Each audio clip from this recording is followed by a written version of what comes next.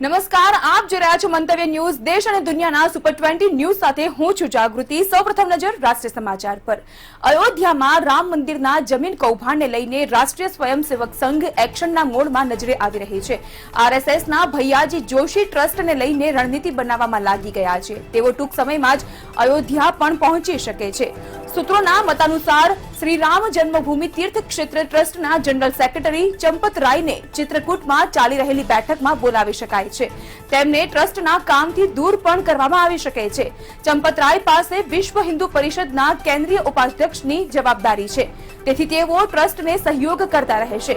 ટ્રસ્ટના સભ્ય ડોક્ટર અનિલ મિશ્રાને સંઘ વિચાર પ્રવાહના કોઈ સંગઠનમાં જવાબદારી આપવામાં આવી શકે છે અને ટ્રસ્ટના કામમાંથી દૂર કરવામાં પણ આવી શકે છે.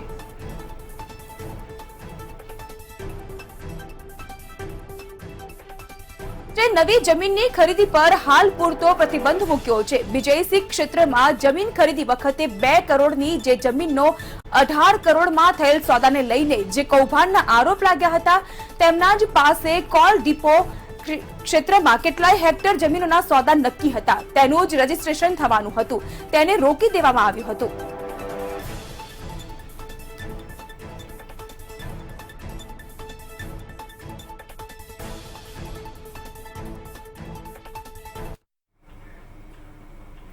યુપી સરકારે રાજ્યમાં પોપ્યુલેશન કંટ્રોલના કાયદો લાગુ કરવા માટેની તૈયારી કરી લીધી છે. આ માટેનો ડ્રાફ્ટ બનાવીને તૈયાર છે. આ ડ્રાફ્ટમાં કરવામાં આવેલી જોગવાઈઓ અંગે મળતી વિગતો મુજબ 2 થી વધારે બાળકો હોય તેમને સરકારી નોકરી માટે અરજી કરવાથી લઈને સ્થાનિક સ્વરાજની ચૂંટણી લડવા પર રોક લગાવવાનો પ્રસ્તાવ છે. આ ડ્રાફ્ટને સરકારની વેબસાઇટ પર અપલોડ કરવામાં આવ્યો છે અને 19 જુલાઈ સુધી તેના પર લોકોના મંતવ્ય માંગવામાં આવ્યા છે. આ ડ્રાફ્ટ એવા સમયે રજૂ કરાયો કે જ્યારે 11 જુલાઈ એટલે કે આવતીકાલે યોગી સરકાર નવી પોપ્યુલેશન પોલિસી જાહેર કરવા જઈ રહી છે. જો કાયદો લાગુ થયો તો 2 થી વધારે બાળકો પેદા કરનારા સરકારી નોકરી માટે અપ્લાય નહીં કરી શકે અને તેમને બઢતી પણ નહીં મળે.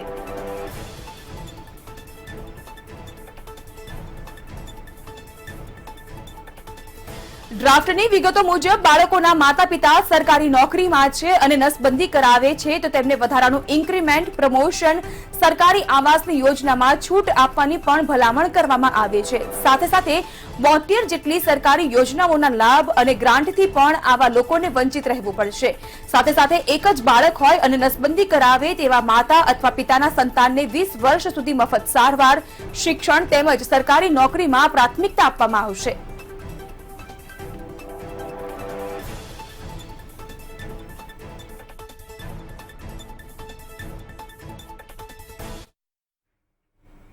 કેરળમાં કોરોનાની સાથે ઝીકા વાયરસનો ખતરો ચિંતા વધારવા માંડ્યો છે. શુક્રવારે રાજ્યમાં 13 નવા કેસ નોંધાયા છે. સગર્ભા સ્ત્રીમાં આ વાયરસ મળી આવ્યાના 1 દિવસ પહેલા જ પુષ્ટિ થઈ હતી. રાજ્યના આરોગ્ય મંત્રી વીણા જ્યોર્જે કહ્યું હતું કે ગુરુવારે જ 19 જેટલા શંકાસ્પદ લોકોના સેમ્પલ પુણેની નેશનલ ઇન્સ્ટિટ્યૂટ ઓફ વાયરોલોજીમાં મોકલી દેવાયા છે. જ્યારે રિપોર્ટ શુક્રવારના રોજ આવ્યો તો 13 લોકોમાં ઝીકા વાયરસની પુષ્ટિ થઈ છે. સંક્રમિતોમાં ડોક્ટર સહિત 13 આરોગ્ય કર્મચારીનો સમાવેશ થઈ રહ્યો છે. ઝીકા વાયરસ સંક્રમિત ગર્ભવતી સ્ત્રીઓ દ્વારા જન્મેલા બાળકોમાં માઇક્રોસેફલીનું ઉત્પન્ન કરી શકે છે.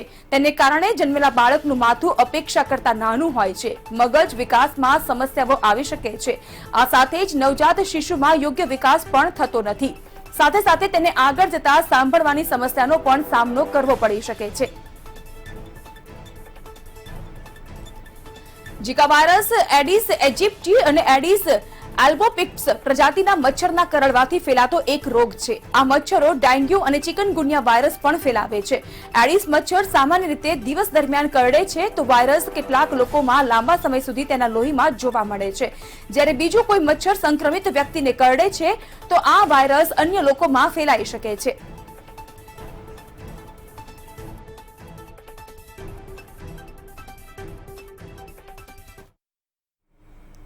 સગર્ભા સ્ત્રીઓએ કોવિડ-19 રસી લેવી જોઈએ કારણ કે તે વાયરલ ચેપ સામે સલામત અને અસરકારક છે તેવું નીતિ આયોગના સભ્ય ડોક્ટર વી.કે. પૌલે શુક્રવારે રિસર્ચ ડેટાના આધારે દાવો કર્યો છે.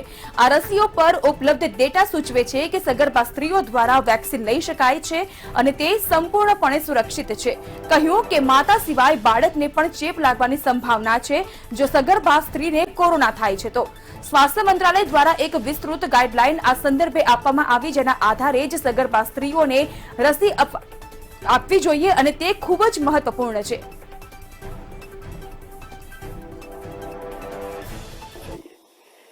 I then want to emphasize a second point, and that is in relation to the vaccination of pregnant women.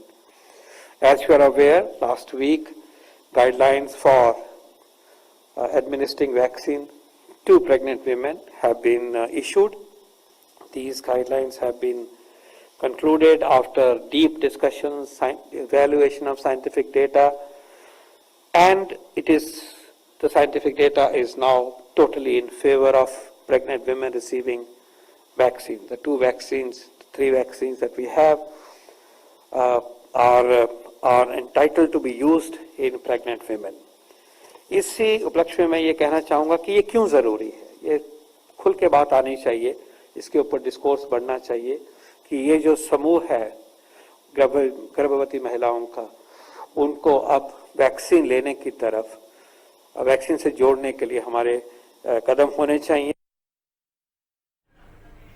ભારતમાં માર્ગ વિકાસ પર 16મી વાર્ષિક સંમેલનમાં સંબોધન કરતા કેન્દ્રીય પ્રધાન ગડકરીએ કહ્યું કે સારા રસ્તાઓ અર્થવ્યવસ્થાના વિકાસમાં મહત્વની ભૂમિકા નિભાવી રહ્યા છે. આંકડા આપતા તેઓએ કહ્યું કે આજે પણ દેશમાં 90% મુસાફરો ટ્રાફિક માટે રસ્તાઓનો ઉપયોગ કરે છે. આ સિવાય 70% માલ વહન માટે રસ્તાઓનો જ ઉપયોગ કરવામાં આવી રહ્યો છે. ગડકરીએ પોતાના સંબોધનમાં પેટ્રોલ અને ડીઝલના વધુ વપરાશ સામે વૈકલ્પિક વ્યવસ્થા પર ભાર મૂક્યો હતો. ભારત આગામી સમયમાં વધુ 60,000 કિલોમીટરના વિશ્વ સ્તરીય રોડ બનાવવાનું લક્ષ્ય રાખે છે, જે માટે દૈનિક 40 કિલોમીટર રોડ બનાવવાની ગતિ રાખવી પડશે, જેમાં 2.5 લાખ કરોડના ખર્ચે સુરંગ દ્વારા પણ રોડ બનાવવામાં આવશે.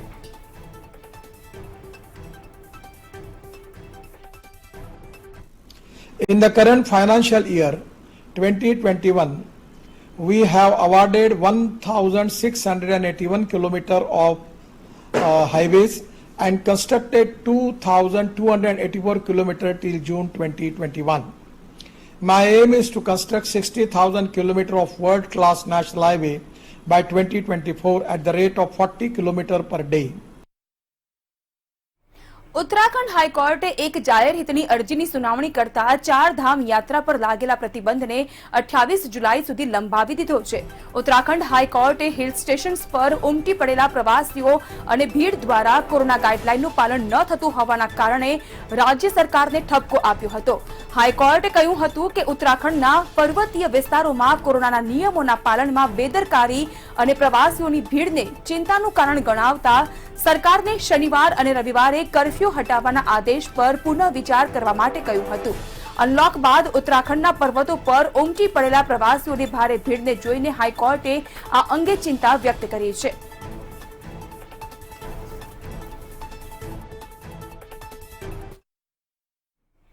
પુરી જગન્નાથ ધામમાં યોજાનારી વિશ્વ વિખ્યાત રથયાત્રા માટે હવે માત્ર 2 દિવસ બાકી રહ્યા છે.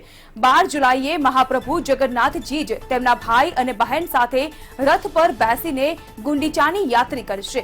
આવી સ્થિતિમાં પુરી શહેરમાં નીકળનારી રથયાત્રામાં પણ ભગવાનના રથના દર્શન કોઈ ભક્ત કરી શકશે નહીં. સુપ્રીમ કોર્ટની સુનાવણીમાં પણ રાજ્યની તમામ રથયાત્રાને મંજૂરી આપવામાં નથી આવી. આ તરફ પ્રશાસને માત્ર નેગેટિવ RT-PCR ધરાવનાર વ્યક્તિને જ રથયાત્રા ટીમમાં સામેલ કરવામાં આવશે. બીજી બાજુ દર્શનાર્થીઓની ભીડ અચાનક ન ઉમટે તે માટે કર્ફ્યુ રવિવારની રાતથી મંગળવારની રાત સુધી લગાવવામાં આવી રહ્યો છે. આવી સ્થિતિમાં આજ સવારથી જ હોટલ, લોજ, ધર્મશાળા, ગેસ્ટ હાઉસ વગેરેની તપાસ કર્યા બાદ તેઓને ખાલી કરાવવામાં આવ્યા. જેમને સંપૂર્ણ રસી આપવામાં આવી છે તેમને યાત્રામાં જોડાવાની મંજૂરી આપવામાં આવશે. પોલીસ કર્મચારીઓને બાદ કરતા આશરે 1,000 જેટલા અધિકારીઓ તૈનાત કરવામાં આવશે.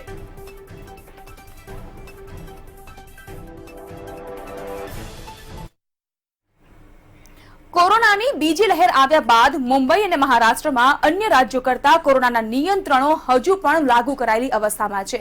જો કે મુંબઈના રહેવાસીઓ હવે સવાલ ઉઠાવી રહ્યા છે કે જો કોરોના કાબૂમાં હોય તો સરકાર નિયંત્રણો હળવા કેમ નથી કરી રહી.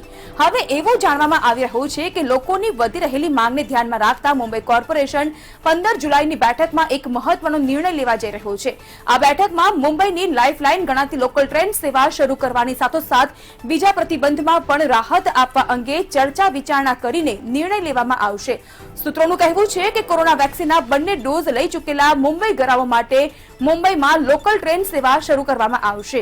આવા લોકોને ઓફિસ કે પછી અન્ય જગ્યાએ જવા માટે લોકલ ટ્રેનનો ઉપયોગ કરવાની છૂટ આપવામાં આવી શકે છે. હાલ તો મુંબઈમાં કોરોના નિયંત્રણમાં છે, તેમ છતાં કોરોનાની ત્રીજી લહેરની શક્યતાને ધ્યાનમાં રાખતા સરકાર પ્રતિબંધોમાં ઢીલ મૂકતા ખચકાઈ રહી છે. મુંબઈમાં લોકલ ટ્રેન અને બીજી સેવાઓ આમ જનતા માટે હજુ પણ બંધ છે. જો કે હવે લોકોની ધીરજ ખૂટી રહી છે, જેના પગલે ટ્રેન સેવાના ઉપયોગમાં છૂટછાટ આપવા માટે સરકાર વિચારણા કરી રહી છે.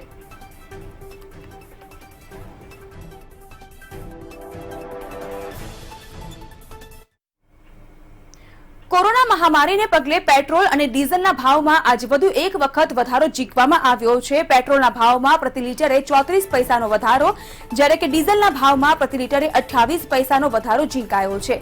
ભાવ વધારા બાદ પેટ્રોલનો ભાવ 97 રૂપિયા અને 75 પૈસાએ પહોંચ્યો છે, તો વળી ડીઝલનો ભાવ 96 રૂપિયા 82 પૈસાની સપાટી પર પહોંચ્યો છે. ઈંધણમાં સતત વધતા ભાવની સીધી અસર સામાન્ય જનતાના ખિસ્સા પર પડી રહી છે.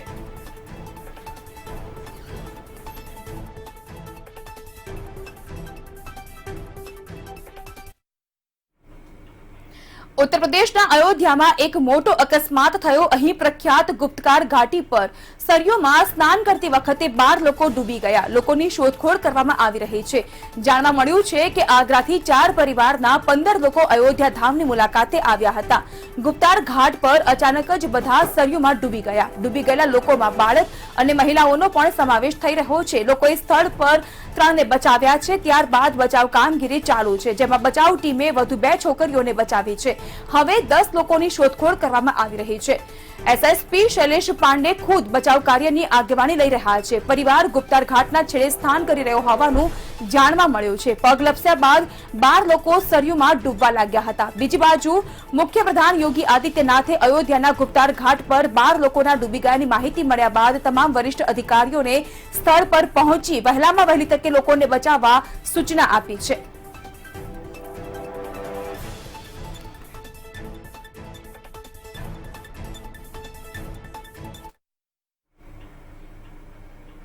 અને હવે નજર કરીએ પ્રાદેશિક સમાચાર પર. ભગવાનની નેત્રોત્સવ વિધિ કરવામાં આવી રહી હતી, જેમાં ભગવાનની આંખે પાટા બાંધવામાં આવ્યા. ભાજપના પ્રદેશ અધ્યક્ષ સી આર પાટીલ સહિતના યજમાનોએ ભગવાનના નેત્રોત્સવની વિધિ દરમિયાન તેઓએ હાજરી નોંધાવી હતી. આ પ્રસંગે ગૃહ રાજ્યપ્રધાન પ્રદીપસિંહ જાડેજા પણ ઉપસ્થિત રહ્યા હતા. ત્યારબાદ ધ્વજારોહણની વિધિ કરવામાં આવી અને ત્યારબાદ મહાઆરતી યોજાઈ.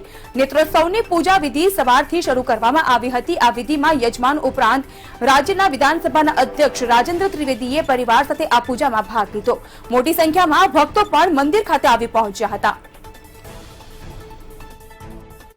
આજે ભગવાન જગન્નાથની નેત્રોત્સવ વિધિ યોજાઈ છે. યજમાનો આવી પહોંચે છે, ત્યારે ખાસ કરીને રાજ્યસભા સર આપને લાવો મળ્યો છે નેત્રોત્સવ વિધિમાં આવવાનો, શું કહેશો? પ્રભુના નેત્ર ને શાતા પહોંચે. આજે નેત્રોત્સવ વિધિમાં પરિવાર સાથે આવવાનો જે અમને એક લાવો મળ્યો છે. ભગવાન જગન્નાથની 144મી રથયાત્રા પણ નીકળવાની. આજે પરિવાર સાથે આવવાનો જે મોકો મળ્યો છે એ અદ્ભુત લાવો છે. મેમ આપ શું કહેશો જ્યારે આપ પણ અહીં આવી પહોંચ્યા છો? આજના દિવસે ભગવાનના દર્શનનો પણ અનેરો મહિમા હોય છે, ત્યારે એ તો એનાથી તો વિશેષ કશું હોય જ નહીં જિંદગીમાં. જે રીતે જે નેત્રોત્સવ વિધિમાં ઉપસ્થિત રહેવા માટે યજમાનો રાજેન્દ્ર ત્રિવેદી તેઓ પણ અહીં આવી પહોંચ્યા છે કે જે આજના દિવસે નેત્રોત્સવ વિધિમાં ભગવાનના દર્શન કરી અને ધન્યતાની લાગણી અનુભવશે. કેમેરા પર્સન દીક્ષિત દરજી સાથે આયુષ યાજ્ઞિક, મંતવ્ય ન્યૂઝ, અમદાવાદ. આસ્થા છે અને જગન્નાથની યાત્રા અને એના દર્શનનો લાવો એ બધા માટે અત્યંત મહત્વનો છે. વાતાવરણમાં આ ધ્વજારોહણ કાર્યક્રમ ઉજવાઈ રહ્યો છે. આ મહોત્સવ પુણ્ય આપનારી છે, એટલે ભગવાન જગન્નાથજીના ધજારોહણનું દર્શન લોકો શાંતિથી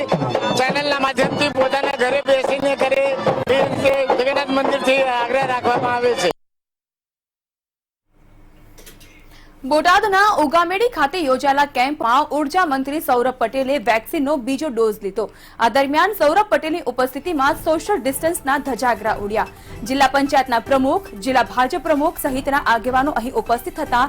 પોલીસની હાજરીમાં જ નેતાઓ કોવિડ નિયમોનું ઉલ્લંઘન કરતા જોવા મળ્યા. જો આ ભૂલ સામાન્ય માણસ કરે તો તેને દંડાય છે, તો નેતાઓને કેમ નહીં? જો કે સોશિયલ ડિસ્ટન્સ મામલે સૌરભ પટેલને પ્રશ્ન પૂછાતા બધું નિયમ પ્રમાણે હોવાનું તેઓએ જણાવ્યું. અત્યારે બધા જ લોકો માસ્ક પહેરીને રાખ્યા છે અને બધા જ જાગૃત છે, લાઈનમાં ઊભા છે અને જે ગાઈડલાઇન્સ છે એ ગાઈડલાઇન્સના પ્રમાણમાં જ આજની અહીંયા સંખ્યા ભેગી થઈ છે. અમરેલી જિલ્લામાં મોંઘવારીના વિરોધમાં કોંગ્રેસનું વિરોધ પ્રદર્શન યથાવત છે. વિપક્ષ નેતા પરેશ ધાનાણીની આગેવાનીમાં આજે સાયકલ રેલી યોજાઈ.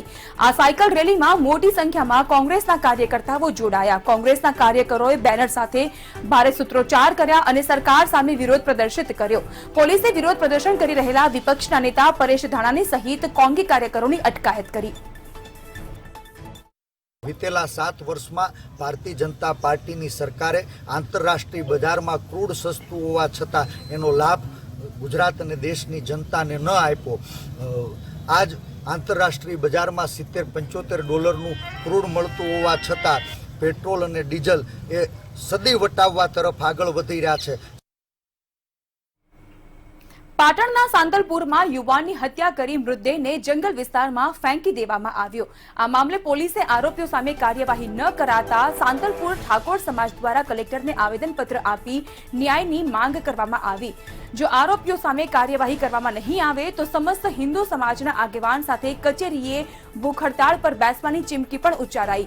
પરિવારજનો દ્વારા એલસીબી પોલીસ કે એસઓજી પોલીસને તપાસ સોંપવામાં આવે તેવી માંગ પણ કરવામાં આવી.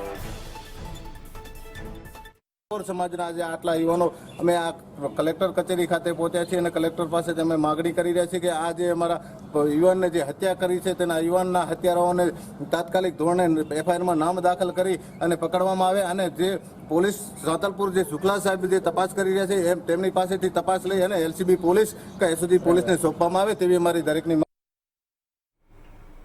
વડોદરા જિલ્લાના સાવલીના રસુલપુર ખાતે મહીસાગર નદીમાં ડૂબી જવાથી 2 તબીબી વિદ્યાર્થીઓના મૃત્યુ થયા છે. વડોદરા મેડિકલ કોલેજના 12 તબીબોનું ગ્રુપ રસુલપુર ખાતે નદીમાં નહાવા ગયું હતું. આ દરમિયાન 3 તબીબી વિદ્યાર્થીનીઓ નદીમાં તણાઈ. જો કે ઘટનાની જાણ થતાં જ ગ્રામજનો સ્થળ પર દોડી આવ્યા. 3 વિદ્યાર્થીઓ પૈકી એક તબીબી વિદ્યાર્થીનો જીવ ગ્રામજનોએ બચાવ્યો, જ્યારે કે આ ઘટનામાં મેડિકલ કોલેજના 3જા વર્ષમાં અભ્યાસ કરનાર એક વિદ્યાર્થી અને વિદ્યાર્થીનીનું મૃત્યુ થયું છે. આમ તો એ લોકો એમના 2 સ્ટુડન્ટની માહિતી દ્વારા 12 સ્ટુડન્ટો નાહવા ગયેલા. આમ તો બીજા બધા જ કાંઠે જ નદીની કિનારે હતા. થોડાક ઊંડે વમળ આવ્યું તો વમળ સુધી પહોંચી ગયેલા હતા. અમુકમાં 1-2 બહાર નીકળી ગયા હતા સમય સૂચકતા વાપરીને. આ 2 સ્ટુડન્ટ વમળમાં ઊંડે જતા રહ્યા હતા. સુરતમાં કતારગામ વિધાનસભાના ધારાસભ્યએ અનોખી રીતે જન્મદિવસ ઉજવ્યો. ધારાસભ્ય વિનુ મોરડિયા પોતાના વિસ્તારમાં સેનેટરી નેપકિન મશીન મૂકીને જન્મદિવસની ઉજવણી કરતા જોવા મળ્યા. ગરીબ મહિલાઓને મફતમાં સેનેટરી પેડ મળે તે હેતુથી આ મશીન મૂકવામાં આવશે. ધારાસભ્ય વિનુ મોરડિયા દ્વારા અનોખી પહેલ કરવામાં આવી છે. કતારગામ વિસ્તારમાં 4 થી વધુ મશીન મૂકવામાં આવશે. કતારગામ વિધાનસભાની અંદર દરેક જગ્યાએ જે સ્કૂલ ટાઈપ હોય કે પરિવારો ગરીબ હોય એવા વિસ્તારોમાં આ સેનેટાઇઝ મશીન પેડ નીકળે. ફક્ત ₹5નો સિક્કો નાખવાથી એમાંથી 2 સેનેટાઇઝ પેડ મળવાના છે. ₹2.50 ફક્ત મળવાનું છે. જે 10, 15, ₹20 થતા હોય એની જગ્યાએ એટલે લોકો ઉપયોગ પણ કરી શકશે. અને મને લાગ્યું કે જો જન્મદિવસ નિમિત્તે બાકી તો ઠીક છે, પરંતુ કોઈ સેવા કાર્ય થઈ જાય. રાજકોટ ડિસ્ટ્રિક્ટ કોર્ટમાં લોક અદાલતનું આયોજન કરવામાં આવ્યું. જે પ્રકારે વિગતો મળી રહી છે તે મુજબ લાંબા સમય બાદ રાજકોટમાં લોક અદાલતનું આયોજન કરાયું. દરમિયાન 3000થી વધુ કેસ લોક અદાલતમાં મુકાયા, જેમાંથી 75% વધુ કેસનું નિવારણ થવાની શક્યતા છે.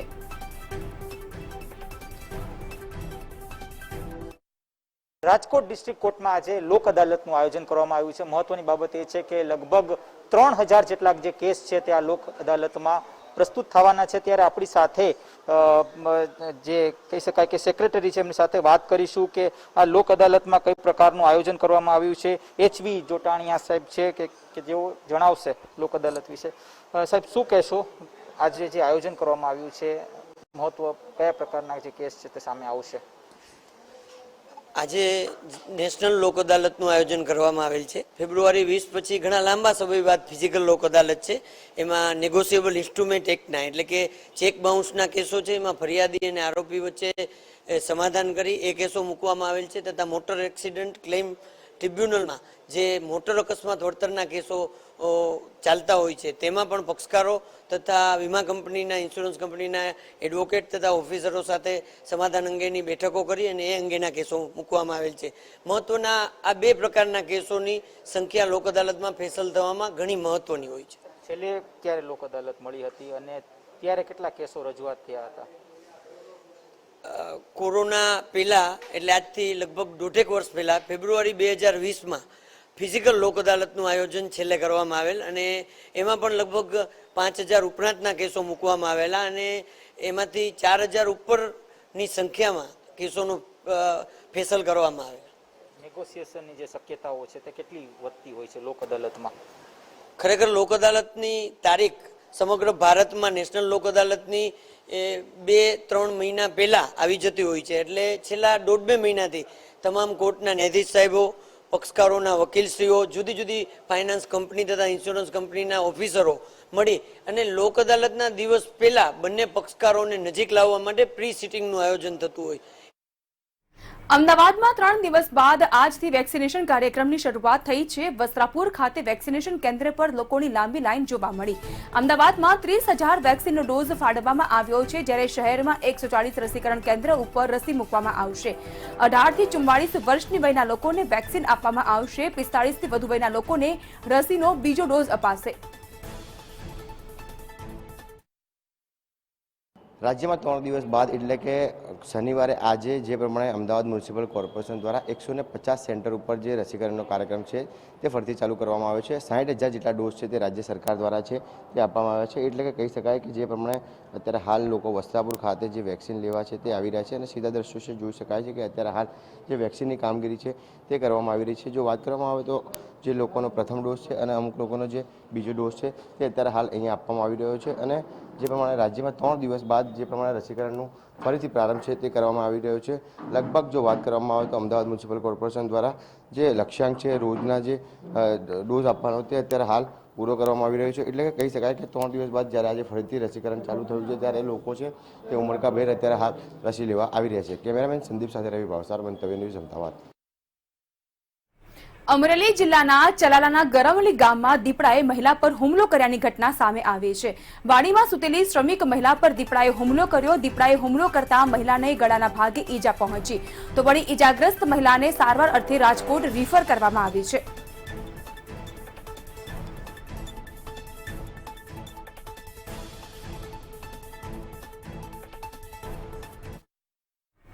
ઓપન એજ ગ્રુપ કેટેગરી ટીમનું સિલેક્શન કરવા માટે Saurashtra cricket association team Morbi પહોંચી હતી, જેમાં ટીમ સિલેક્શન માટે સૌરાષ્ટ્ર ક્રિકેટ એસોસિએશન તરફથી હિતેશ ગોસ્વામી અને રાકેશ ધ્રુવ આવ્યા હતા અને તેમણે જણાવ્યું કે સિલેક્શન માટે 3 કલાકથી વધુનો સમય જોઈતો હોય છે, ત્યારે મહત્વનું છે કે બોલર બેટ્સમેનનું બેઝિક બરાબર હોય અને તેઓને બેટિંગ બોલિંગ કરાવી અંડર ઇશ્યુના સ્ટેજથી તેઓ આગળ જઈ શકશે.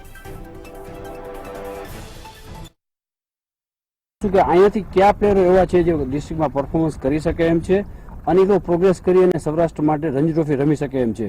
રણજી ટ્રોફીના 1 ડે, T20 અથવા તો 4 ડેમાં કોણ કામ આવી શકે એમ છે. એટલે મોરબીમાં આમ સ્ટાન્ડર્ડ પેટર્ન છે કે 16 પ્લેયર કરશું ને 5 સ્ટેન્ડ બાય પ્લેયર અમે લોકો સિલેક્ટ કરશું. અને હવે એક નજર આંતરરાષ્ટ્રીય ગતિવિધિ પર સંક્ષિપ્તમાં.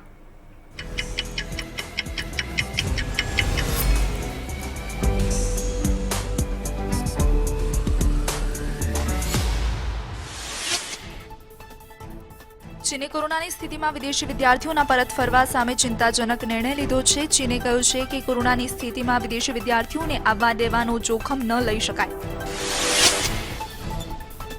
અમેરિકન પ્રેસિડેન્ટ બાઇડને રશિયન પ્રેસિડેન્ટ પુટિનને ખંડણીખોર સાયબર ક્રિમિનલ સામે પગલાં લેવા માટે અનુરોધ કર્યો છે. સાથે જ ચેતવણી આપી છે કે અમેરિકા કોઈપણ પ્રકારના પગલાં લઈ શકે છે. ઇન્ડોનેશિયામાં કોરોના હવે લાગે છે કે બેકાબુ થઈ ગયો છે. છેલ્લા 24 કલાકમાં અહીં જ 38,124 નવા કેસ નોંધાયા છે. સાઉથ આફ્રિકામાં પણ કોરોનાના સતત વધતા કેસમાં નવી ચિંતાજનક જન્મ આવી છે. ત્યારે જ સાઉથ આફ્રિકામાં છેલ્લા 24 કલાકમાં 22,441 નવા કેસ નોંધાયા. ચાઇનીઝ વેક્સિન સાઇનોવેક કોરોનાના ડેલ્ટા વેરિયન્ટ સામે અસરકારક ન હોવાનું એક રિસર્ચમાં ખુલ્યું છે. 2 અલગ અલગ સંસ્થાઓ દ્વારા આ સંયુક્ત રિસર્ચ કરવામાં આવી હતી. હવે ક્યુબાએ પણ પોતાની વેક્સિન તૈયાર કરી લીધી છે. હવે વપરાશ માટે મંજૂરી પણ આપી દેવામાં આવી છે. અબ્દાલા નામની વેક્સિન ક્યુબાના નાગરિકોને જલ્દી જ આપવામાં આવશે.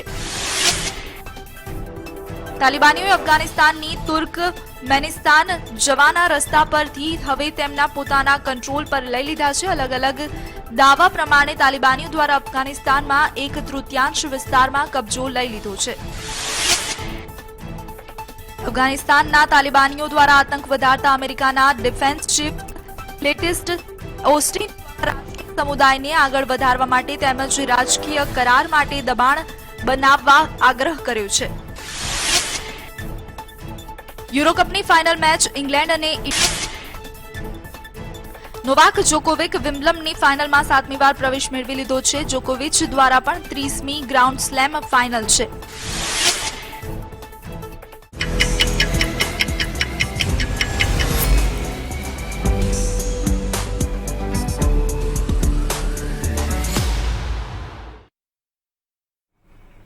તો દેશ અને દુનિયાની સુપર 20 ખબરોમાં હાલ બસ આટલું જ. પરંતુ રાત્રે 10:30 વાગે અન્ય વધુ અપડેટ આપને મળશે સુપર 20માં.